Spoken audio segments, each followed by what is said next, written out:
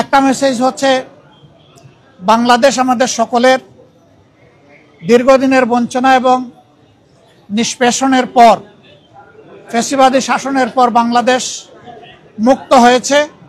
মুক্তির এই সংগ্রামে দেশবাসীর সাথে প্রবাসী যারা ছিলেন তারা সমানতালে লড়াই করেছেন। তাদের অবদানও বিশেষভাবে উল্লেখযোগ্য। তাদের সেই অবদানের জন্য তাদেরকে আমরা ধন্যবাদ এবং কৃতজ্ঞতা জানিয়েছি।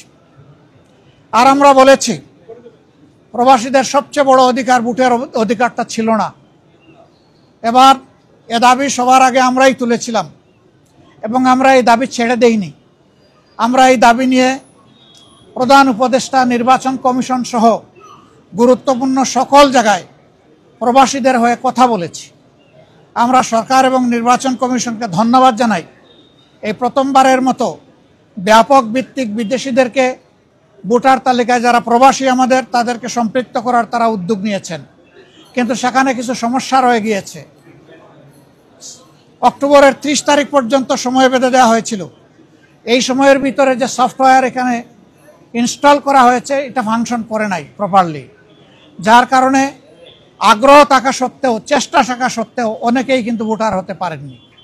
আমাদের দাবি থাকবে নির্বাচন কমিশনের কাছে কমপক্ষে আরও 15 দিন এই সময় বর্ধিত করা হোক এবং যে জটিলতাগুলো রয়েছে সেগুলা সহজ করে তাদেরকে ভোটার হওয়ার সুযোগ তৈরি করে দেওয়া হোক।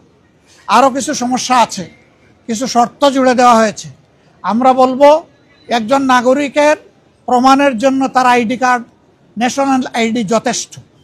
তার পাশাপাশি যদি তার একটা পাসপোর্ট থাকে, ভ্যালিড পাসপোর্ট, তাহলে আর কিছুরই প্রয়োজন হয় না। সেখানে কোথায় কারেন্টের বিলকে দিল, পানির বিলকে দিল কি দিল না, হোল্ডিং ট্যাক্স দিল না, অনেকের 10-20 বছর ধরে দেশের বাইরে আছে, তারা এগুলো ব্যবহারও করে না, বিলও দেয় না, বিল দেওয়ার প্রয়োজনও হয় না। সেগুলোও শর্ত জুড়ে দেওয়া হয়েছে। আমরা এগুলাকে সহজ করার জন্য আহ্বান জানাবো। এর পাশাপাশি আরেকটা মেসেজ আমরা তাদেরকে দিয়েছি, তাদের দায়িত্ব শুধু দেশকে দেওয়া নয়, দেশের দায়িত্ব তাদেরকে সম্মান দেওয়া এবং মিলেমিশে দেশে প্রবাসে নিবাসে যারা আছেন, আমরা সবাই মিলে সবগুলো হাত একত্রিত করে সবগুলা মেধাকে এক কেন্দ্রে এনে আমরা আমাদের দেশকে নিয়ে ইনশাআল্লাহ আগামীতে সামনে আগাতে চাই।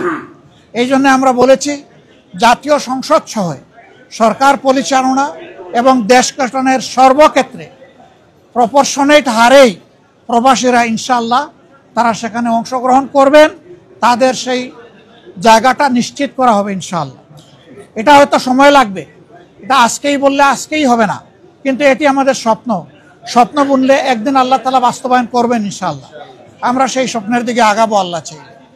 সম্মানিত সাংবাদিক বন্ধুগণ, এরপরে সর্বশেষ আমি তুরস্কে এসেছিলাম, যুক্তরাজ্য এবং তুরস্ক।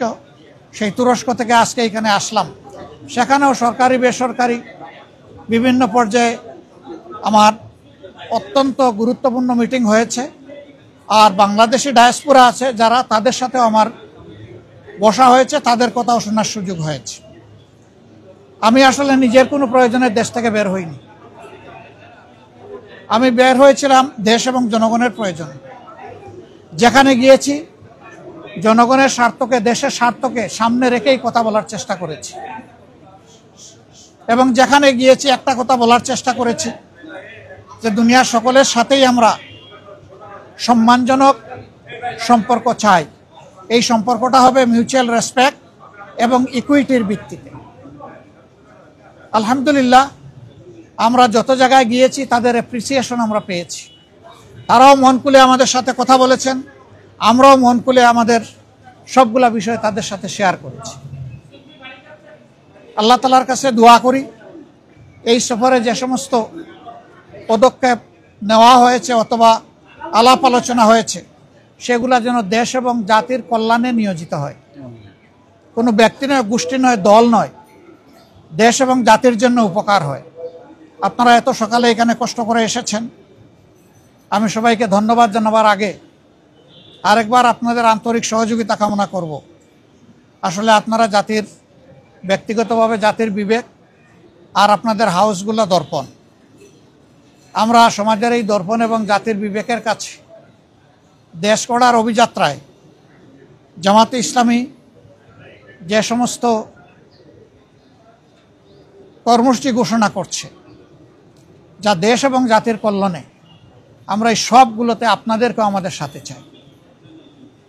কারণ আপনারা এই সমাজ থেকে বিচ্ছিন্ন নন, আপনারা শুধু সাংবাদিক নন, আপনারা এই দেশের নাগরিকও বটে।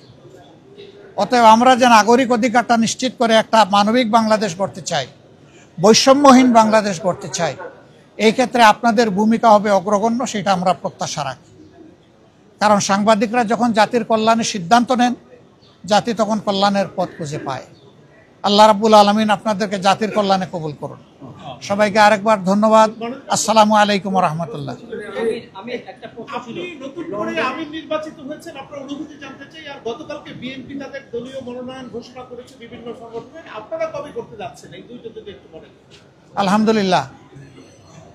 প্রথম প্রশ্ন হলো আমি আমির নির্বাচিত হয়েছি না, আমি আমির নির্বাচিত হইনি। আমার সহকর্মীরা আমার উপর একটা দায়িত্বের ভার অর্পণ করেছে। এই দায়িত্বটা বড় ভারী। আপনারা দোয়া করবেন দেশ এবং দিনের জন্য, এই দায়িত্ব পালনে আল্লাহ যেন আমাকে সাহায্য করেন। আর পাশাপাশি আমি আপনাদেরও সহযোগিতা চাই। বিএনপি তারাও চূড়ান্ত তালিকা প্রকাশ করেনি। আমি দেখেছি 237টা আসনে তারা তালিকা প্রকাশ করেছেন, আবার প্রশ্ন উত্তরে বলেছেন এটি চূড়ান্ত নয়, এর মধ্যেও পরিবর্তন আসতে পারে। আমরা কিন্তু 1 বছর আগেই প্রায় এই তালিকা বিভিন্নভাবে আঞ্চলিকভাবে আমরা এটা জানিয়ে দিয়েছি। চূড়ান্ত তালিকাটা সময় মতো আমরা ইনশাল্লাহ কেন্দ্রের পক্ষ থেকে ঘোষণা করব। তবে যেহেতু আমরা একা ইলেকশন করব না, আরও অনেককে আমরা ধারণ করব, দেশ এবং জাতির স্বার্থে সব দিক বিবেচনা করেই চূড়ান্তভাবে যথাসময় ইনশাল্লাহ আমরা প্রার্থী ঘোষণা করব।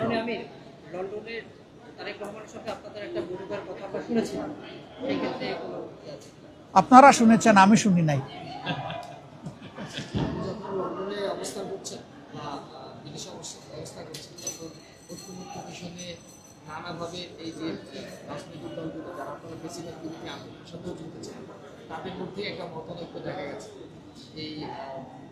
আমি বুঝতে পেরেছি যে এই মতানৈক্য কেন। আমাদের মধ্যে মতানৈক্য হোক, তবে দোয়া করেন মত বিরোধ যেন না হয়। মতের ভিন্নতা থাকবে, এটাই গণতন্ত্রের সৌন্দর্য। সব দল তো এক দল নয়, সবগুলা দল ভিন্ন ভিন্ন, তাদের দৃষ্টিভঙ্গিতেও কিছু পার্থক্য থাকবে, এটাই স্বাভাবিক। আমরা সকলের মতকে শ্রদ্ধার সাথে দেখি। তবে আমরা নিজেরা যে মতটা প্রকাশ করি, আমরা চেষ্টা করি চিন্তা ভাবনা করে জাতির স্বার্থেই সেই মতগুলা প্রকাশ করার। অতএব মতানৈক্য এটা ডেমোক্রেসির সৌন্দর্য। এটার জন্য এখানে বিরোধ লেগে গেছে অথবা অনেককে একেবারে দেশ অস্থির হয়ে গেছে, আমরা এটুকু চিন্তা করতে রাজি নই।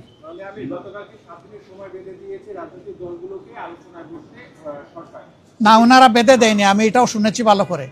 ওনারা অনুরোধ করেছে যে 1 সপ্তাহ সময়ের ভিতরে রাজনৈতিক দলগুলা বসে যদি একটা কনসেনসাসে পৌঁছতে পারে, সরকারের জন্য এটা ভালো।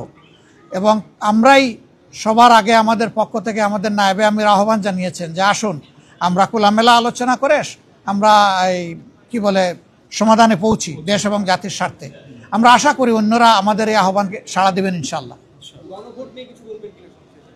গণভোটের ব্যাপারে তো আমরা আমাদের দৃষ্টিভঙ্গি অলরেডি আমরা দিয়ে দিয়েছি।